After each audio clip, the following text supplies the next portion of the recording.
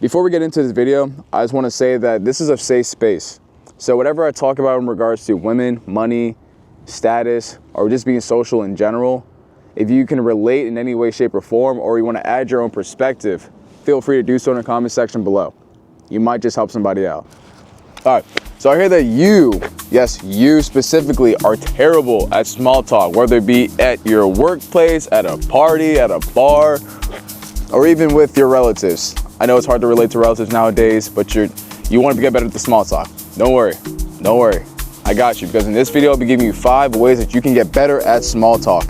Starting with number 1, starting with the basics. The simple hi, hello, how are you, how's it going? Or if you're at an event or a networking event or a party, ask, who do you know here? You can ask simple questions. I think there's some type of like speculation when you ask a person a lot of questions that you may seem dumb, you may seem stupid, or you may seem like you're out of it.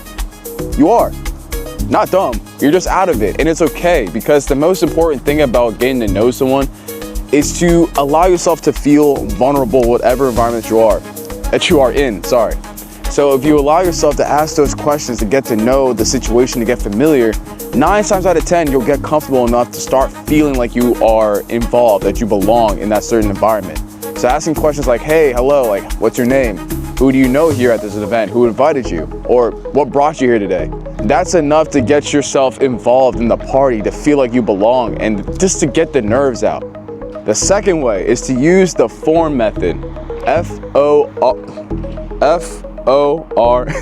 It stands for family, occupation, recreation, and motivation. You're gonna take questions out of these 4 topics and just ask people, all right? So for something that you can use to relate to different people. So for one, you can ask, do you have any siblings? That's family. When it comes to occupation, what do you do for school and work? When you're trying to ask a question about recreation, what do you do for fun? What are some hobbies that you like to do outside of work? And in regards to motivation, like what's something, I typically ask this question a lot. What's something that gets you out of bed? Like what's that it factor about yourself that makes you want to, I don't know, continue the stuff that you're doing in your life? Asking questions that are based around family, occupation, recreation, motivation allows you to seem a lot more sensible, a lot more relatable to different people. And the more you make a person feel good about themselves by asking that question, the better they are, the more they are likely to, I guess, open up to you and feel a lot more comfortable with you, which is what you want to avoid the awkwardness of small talk. Let's take an appreciation of like the sun, the sunny weather. It was literally 40 degrees, maybe below 40 degrees all week, last week and this week. And on some random Tuesday, it is now 70 degrees. Crazy. Anyway, let's get back to the video. Number 3, you gotta utilize compliments. They're gonna be your best friend, okay? Compliments are literally the best icebreakers that you can use for any type of conversation. I said this before in number 2, if you make a person feel good, they're more likely to talk to you, more likely to want to be friends with you. And the best way to make a person feel good about themselves is to give them a compliment. Literally tell them, oh, hey, I like your hair. Thank you, I just got it cut like last week. Hey, I like your shoes, man. Like, where'd you get them from? Literally conversations like that, starting off with a compliment, will make the person feel good about themselves and want to talk to you more. And now you're able to alleviate that awkwardness with small talk. You can try this out of the bar. You see a girl that you like, literally tell her, hey, listen, I like your shoes. Everyone knows that Drake and Josh episode. Hey, I like your shoes. Pretty much all you gotta say. And she's gonna feel curious enough to know more about you because you complimented her, okay? You could try going for the more physical route, but just be careful because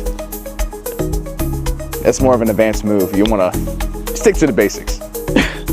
All right, number 4, listen more than you talk. Now understand that we live in a world where everyone thinks it's all about them. And in a sense, that is correct.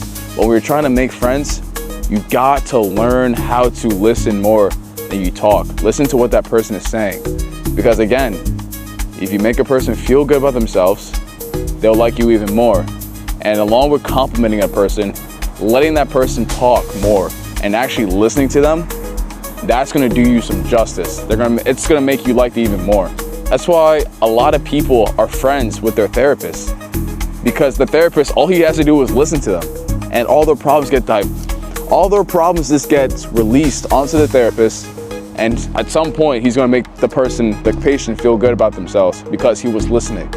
The same method, the same formula can be applied to how you handle conversations.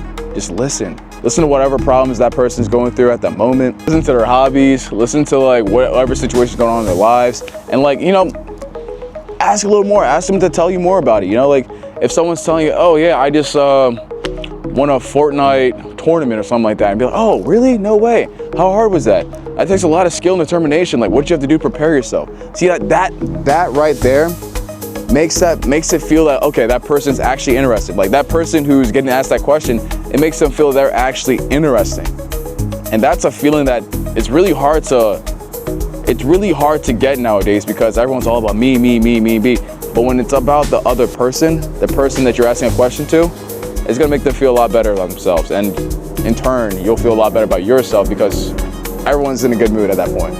But just be careful with how much you do it though, because you don't want to have that person take advantage of your time and energy by having them constantly tell you everything. You know, you want to have a good balance with it.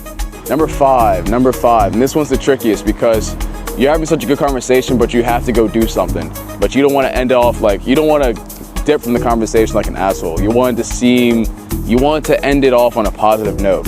And that's what number 5 is, ending the conversation on a positive note. And the best way to do so is to literally say, hey, it was such a nice time talking to you, but I do have to go. I hope we can catch up sometime soon. Literally any variation of that where you tell them, hey, you had a great time. You made them feel good because you told them that it was a great time talking to them. And now you told them your reasoning for going. And then you also told them that you want to do it again. You want to talk again.